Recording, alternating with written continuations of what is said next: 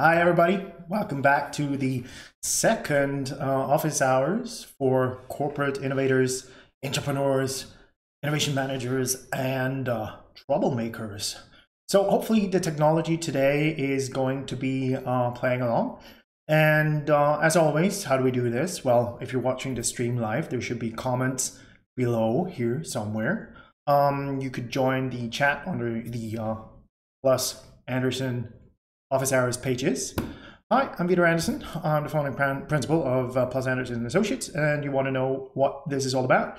Go read this. It's all information over there. So let's do this. For the next, I don't know, 40 hours, 40 minutes or so, I'll be talking about corporate innovation. I'll be taking questions. Some of you guys have already sent me some questions, which is great, which means that I have a little bit of time also to prepare sometimes. It's great. And don't hesitate to just post live questions down here, either in the chat, or if you're watching this on LinkedIn, put it in the comments. And if you're watching this on YouTube, there should also be a chat. I'm monitoring all of these channels, no problem. I will let you be anonymous if you choose to be so. You don't even have to say anything. I will let you be anonymous. I do know that some of these questions may sometimes be highly political, so I'll let you stay unless you want to be known. Let me know. I'll be happy to tell who's asking. So let's kick this off. Today, let's start with some of the questions that came in after the previous office hours. One person asked me, because we were talking about, I was talking about that companies need to have answers in place for what to do with good people and good ideas. And some people rightfully asked, what the hell do you mean by answers? I mean, what are these answers? And so that's what I'm going to be starting with today, to talk about what could some answers be in your company to what to do with good people and good ideas, and what to do with them. So let's see if we cannot get technology to work here.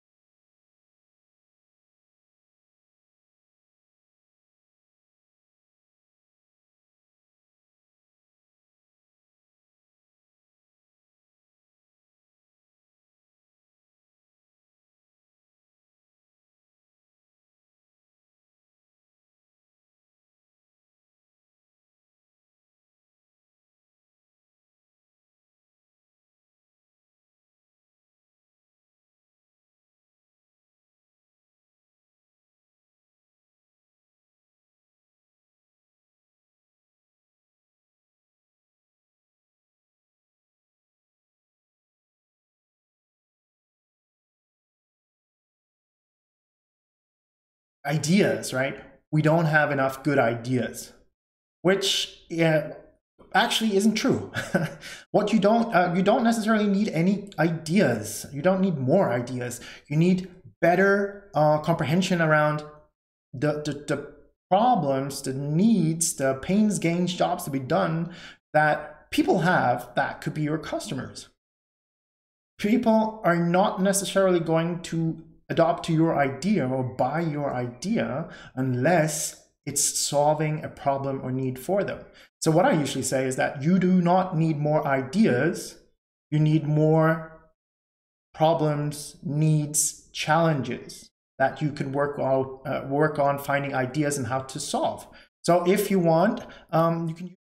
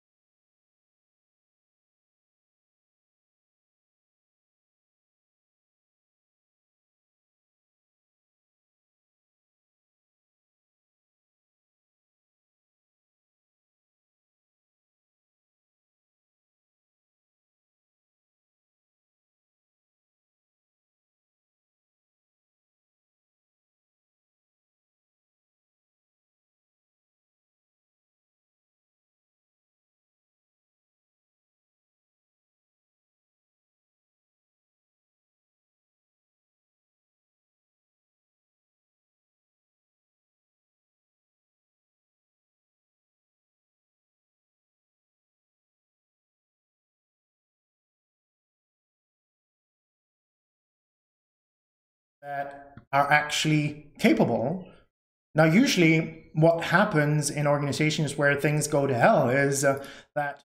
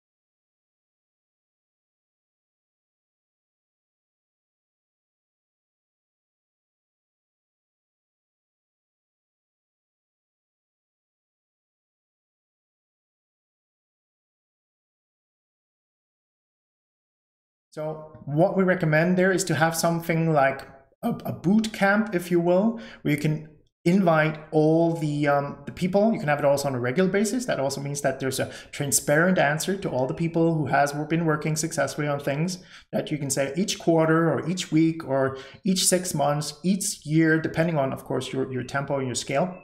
There is a regular answer that you can participate in, trying to get more funding, trying to get more resources, trying to move even further. So why we recommend this step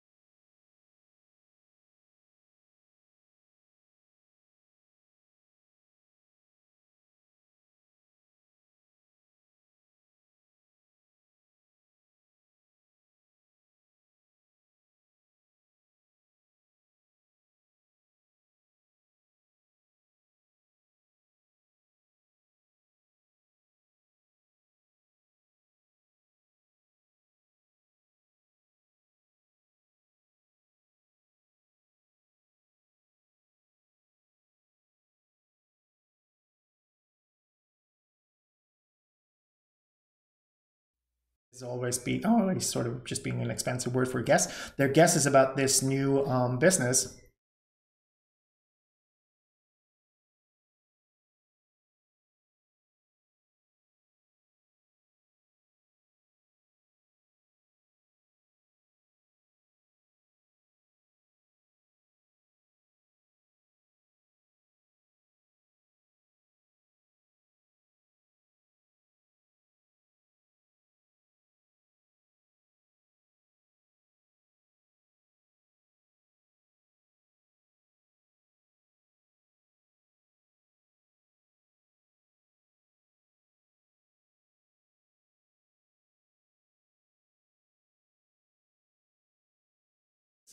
Hopefully it's obvious to you, but of course, once you proceed to the next step, or if you don't have enough of a sort of the metric to proceed to the next step, obviously there shouldn't be a detrimental effect to the people who actually took some time, did some extraordinary work, maybe even on top of their normal work. So of course, what I'm saying is that if they cannot get to the next level, there should absolutely be no effect, detrimental effect to their career or their reports or their feedback or whatever.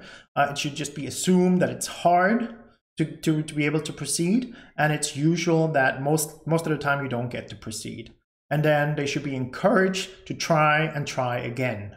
And as long as you have this transparent concept, as long as you have this open concept where everybody knows what you can do, when you can do it, what it's going to take to get even more time and resources, it's usually a very encouraging framework, because people know they can always go again. And they know exactly when, they know exactly how.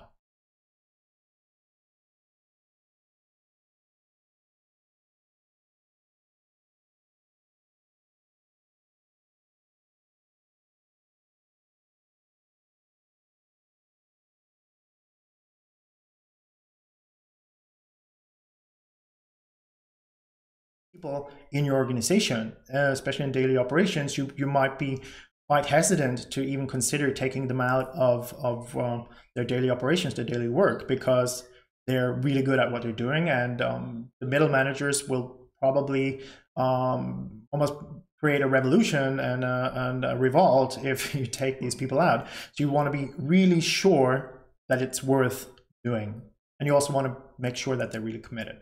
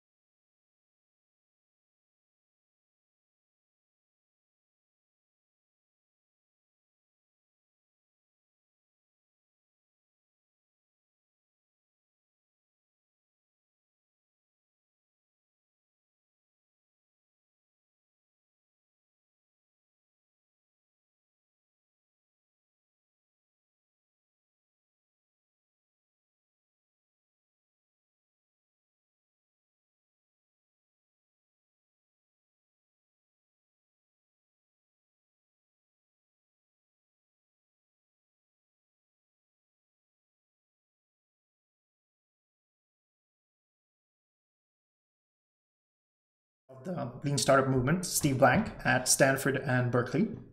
And today it's in use in a whole bunch of universities, accelerators, Fortune 500 companies, and so on and so forth. And it's also in use in government institutions in the US, even required by law to take as a pre-qualifier to get money, as far as I know, for the National Science Foundation. So it's a proven program, and it's a pre-acceleration program. That means that it aims to qualify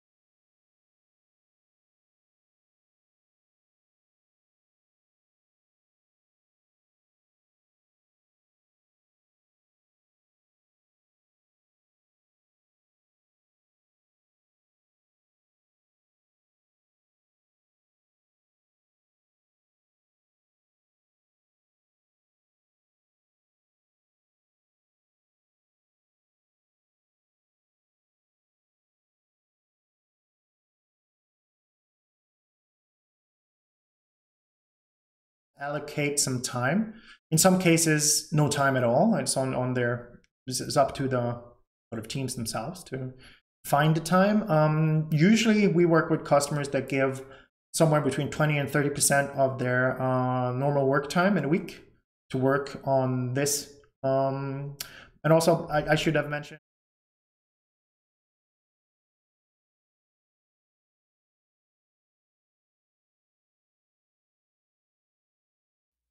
doubling down right now. We're giving them an opportunity to prove themselves in a very short amount of time.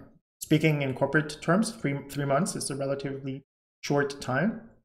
And what we want to have happen is that they try to show with evidence, with metrics, that they're capable of moving their idea closer to a product market fit, because we probably don't want to take them out of daily operations and let them go full in, all in before we have that. So this is also why, like I started to say, that most customers we operate with about 20 to 30% of their daily time or their weekly time working on the Lean Launchpad program, working on their new crazy business plans or business ideas or product ideas.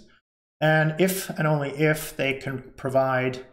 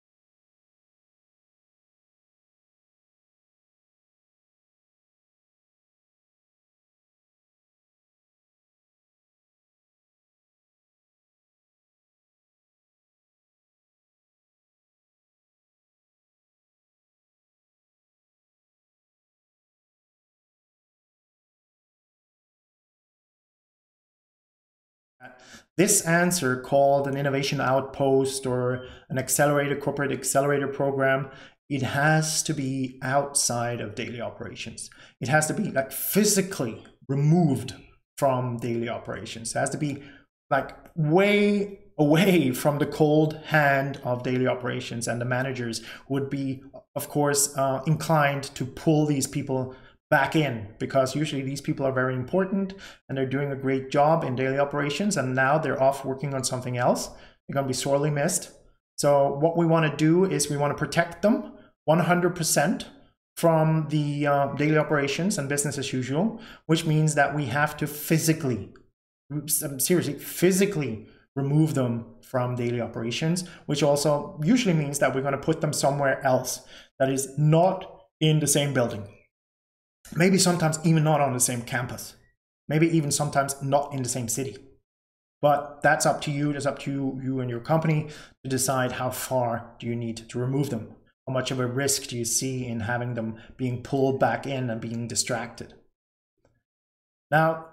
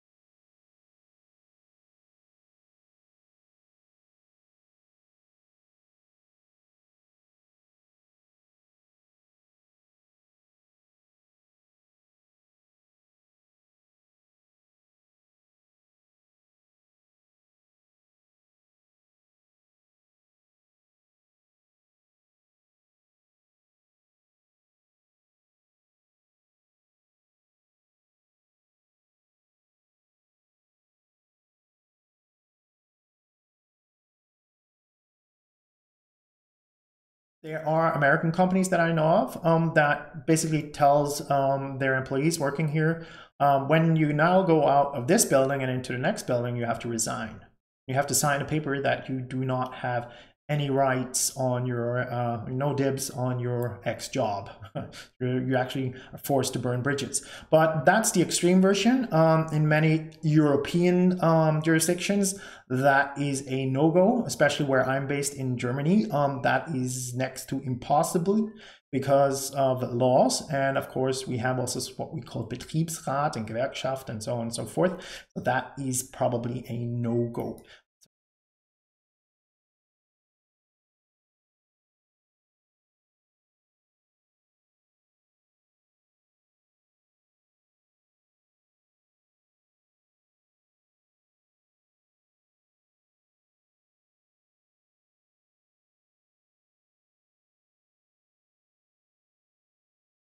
To say, well, actually, within 6 months you didn't make it, but you were this close. So maybe if they are this close, the teams should get some more time, right? Not another 6 months, maybe, but maybe an extension. You know, this is like what you do in the venture world as well. You give them, you give a team or startup a bridging loan or whatever because they're onto something very interesting and you just need a little bit more time. So of course, you can also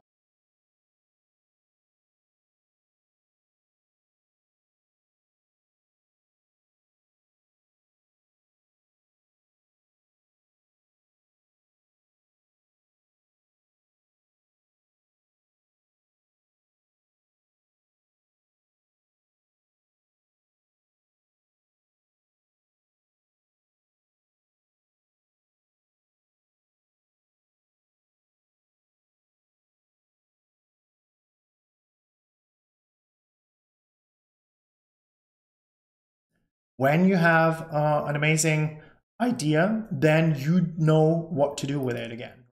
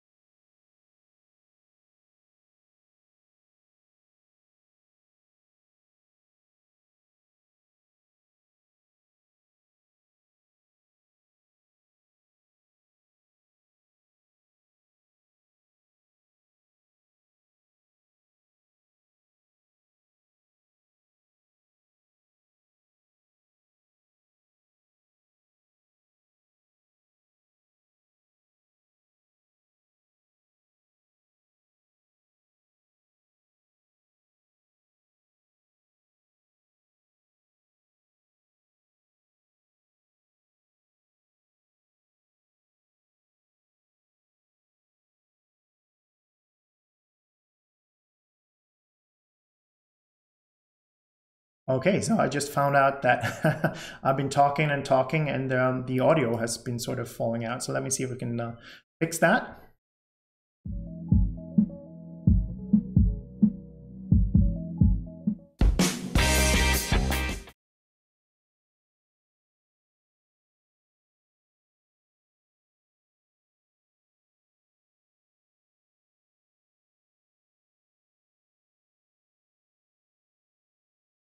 All right, so unfortunately, we live, we learned. I've been probably talking for a lot here, showing this slide, and every time I've been showing this slide, there was no audio, so I apologize for that. The mistake has been rectified. Now, okay, let me just summarize very quickly what I've been talking about here. Any company of any size that wants to have perpetual innovation, continuous innovation going on inside of your company needs to have answers in place from all the way from generating good ideas or problem sets or challenges to work on, how to discover those and the great people to work on them, how to turn up the heat and find out if these people are actually the people who are capable, then giving them some more time and resources, not going all in with a pre-acceleration program like the Lean Launchpad program from Stanford that we also offer. And then, if and only if they can actually move towards proving at least some very early indications of product market fit, then you want to go all in, and then you want to have an acceleration program or whatever you call it. We call it, for instance, innovation outposts. And what the super important thing here is that they get to go 100% all in. That is to say, they need to be able to get the resources and the time to focus 100% on just doing that, which means that you physically have to remove this outpost. It has to be driven by other people, managed by other people, and it has to be physically somewhere else, not inside of the daily operation building, so that the previous managers of these people cannot get to them and distract them. Now, I also talked about what we want to have as an intended outcome. We want to either get to the point where we can spin something out. That is to say, we have a daughter company, or we have a new department, or we have a new unit, or we have a new whatever. And then on the other hand, one also intended outcome could be that we want to spin it in. That just means that we have a place that it could logically live inside of our company or product line.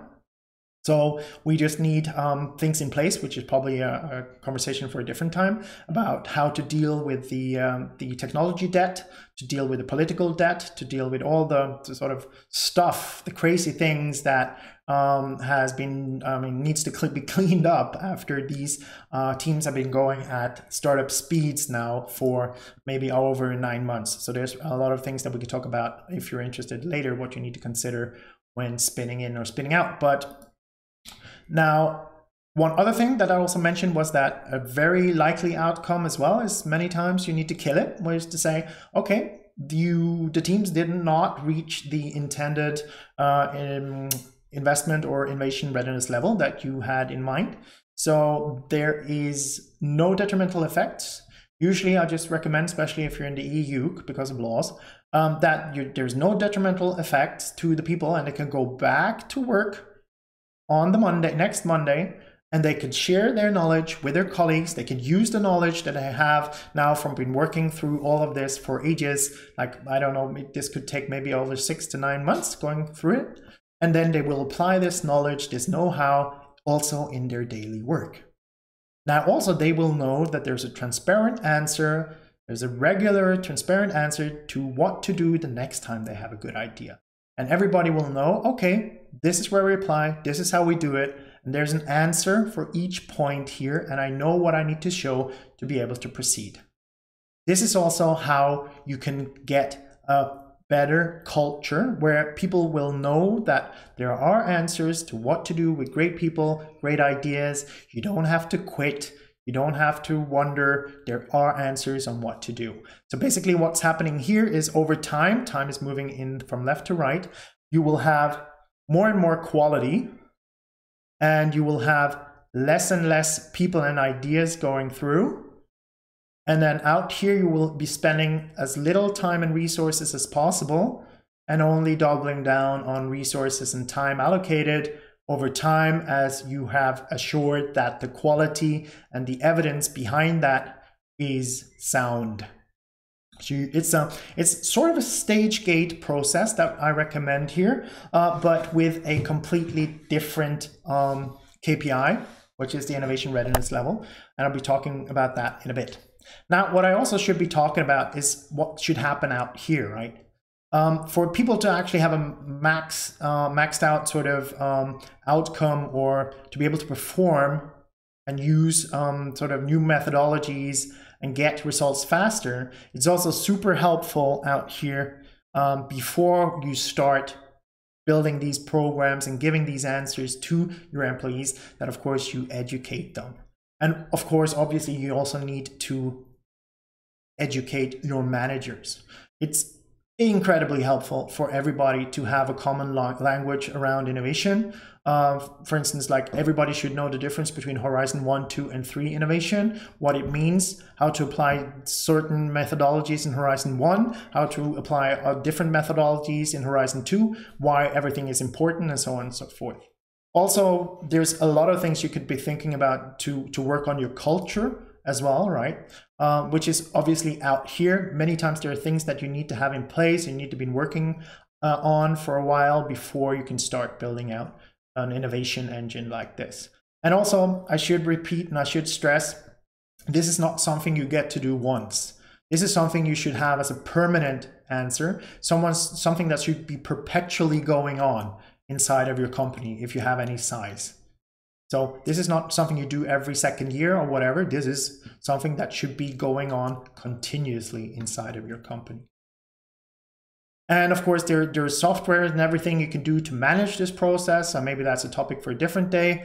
You don't have to, I mean, it's not as unstructured as it seems. You could actually be managing this using software and so on and so forth at scale in large organizations, but I'll leave that for a different day. All right, now I'll take a moment to see if there's any questions answered in the streams. Let's see here. All right, nothing there. Oh, here's something. All right. Yeah, I already mentioned it. I will be talking also today about KPIs, right? I talked about last time that innovation, especially Horizon 2 and 3, which I could talk about later if you will, or let me just take a minute because I keep on talking about Horizon 2 and 3 the whole time. So it's very, very important that we have an understanding of what the different horizons are of innovation. So basically, Horizon 1, that's basically what's directly in front of you. That's what's known. That's like daily operations. That's what we did last week. That was what we did last year. That's what probably we're going to be doing next month.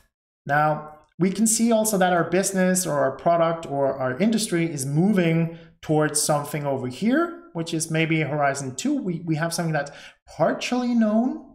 We can sort of see that there are changes ahead. And then we know that over that hill over here in Horizon 3, there are eventualities, there are potentials, there are challenges. We have no idea for certain if it's going to happen, but maybe down the road in about 10 years, if we don't do anything over here, we could be screwed out of our business. So what you want to be doing is you want to be caring about Horizon 1, Horizon 2, and Horizon 3 at any given time in your company.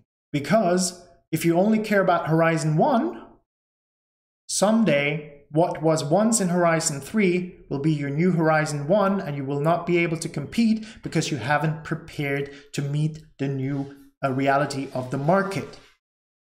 Now, what does that mean? Well, we can also look at it here. This is actually from McKinsey. One of the few things, if you ask me, that McKinsey actually did that was helpful is that, if you will, Horizon 1 is daily operations. I mean, a way to think about it is to say that Horizon 1 is executing the core business model of today, right? It's generating value and return to your shareholders today. So the thing that Horizon 3 does is it's searching for new business models today to generate value for tomorrow. Now, that said, is what's also super important is that people in your organization also understand that it's important to do both. There's not something like the people over there, you know, what usually can happen is that, oh, those crazy people are doing innovation over there, they're like special and they're better than these people, or are they taking something away from me? Actually, nobody's taking anything away from anybody. Horizon 1 is working to pay salaries today and next week, right?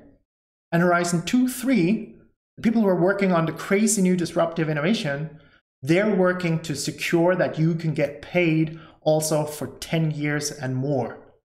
So both people, both kinds of roles in the organization is super important. And it's important that people in the organization understand that they're equally important. And also that the Horizon 3, the crazy guys, also respect and understand that someone has to pay for their craziness right now, right? Someone is funding them right now. Right, those are the 3 horizons. What is also super important to know is that we already have very known, very well performing methodologies for doing innovation in Horizon 1. We usually call it line innovations, or we call it product iterations. And it's what we know as traditional product management and project management, right? Super simple stage gate product management process. Could look something like this. It's because this is just basically Horizon 1 is extending the existing core business model. It's doing some process innovations, doing some iterative changes to products and services. Now, on the other hand, what you need in Horizon 2 and 3 is methodologies that will enable you to fail fast, fail often, learn and iterate or pivot at with non-detrimental effects, with not too many resources or zero casualties in the unemployment line. And we have methodologies for these, which we call the Lean Startup. And we can be talking about that to length, I guess, but let's leave it for another time. I just want to leave you with the idea that we need completely other methodologies than the product management methodology that we have in Horizon 1 for Horizon 2 and 3.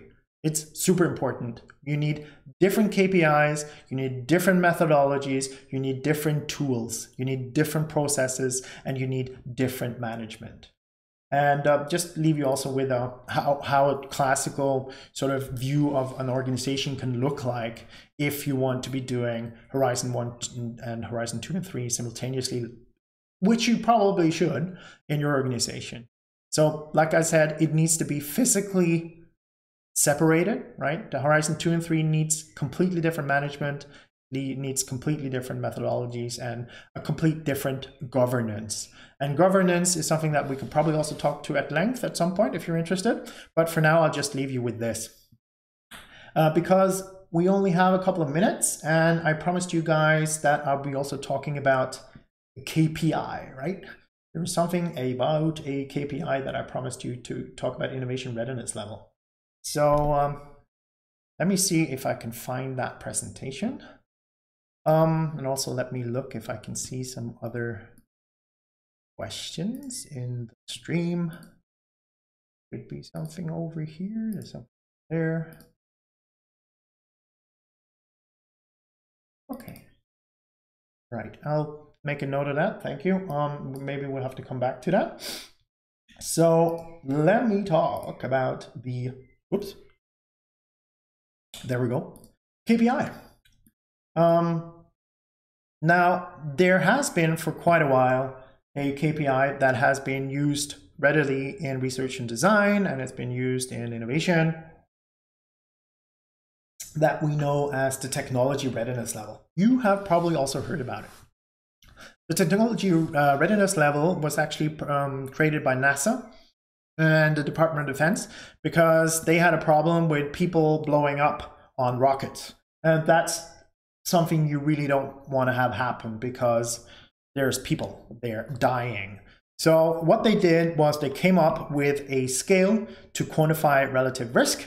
That's completely data driven.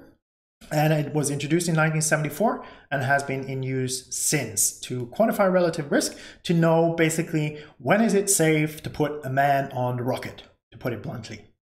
Now, what that means for the technology readiness level is that it starts at 1 and 2, for instance. You have a basic concept, basic principles are observed, technology concept formulated. 3 and 4, experimental proof of concept, breadboard validation lab, research basically. Level 5 and 6, breadboard validation outside of the building, system demo in the real world, which is demo stage. And then you get to a system deployment level where you have 7, 8, or 9, and the system is being developed in the real world. Now, what does that mean for an innovation metric? Well, hey, let's talk about the innovation readiness level. We can also do the same thing now for innovation ventures. And I like to put the emphasis here also on the data, because in my experience, what you really want to have happen is that you want to move from a sympathetic level of decision making, where sort of the people who can convince you the most or have the most political sway or shouts the loudest gets the funding or gets the resources, to a point where bullshit walks and data talks, where basically you can only proceed if there's a conversation about, to be had with data, showing data to be able to proceed and get funding and get resources. So let's talk about the innovation readiness level. It's a formal way to quantify relative risk. It's data-driven.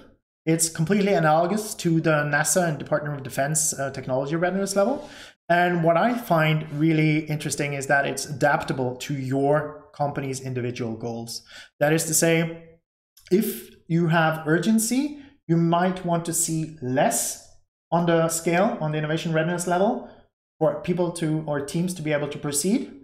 And if you are really risk averse and you're operating in a field that should probably be very risk adverse, maybe you're medical or things blow up, or you're building rockets maybe as well, you want to have risk aversion in the KPI, which is another way of saying you are going to require a higher level of the KPI for people to be able to proceed.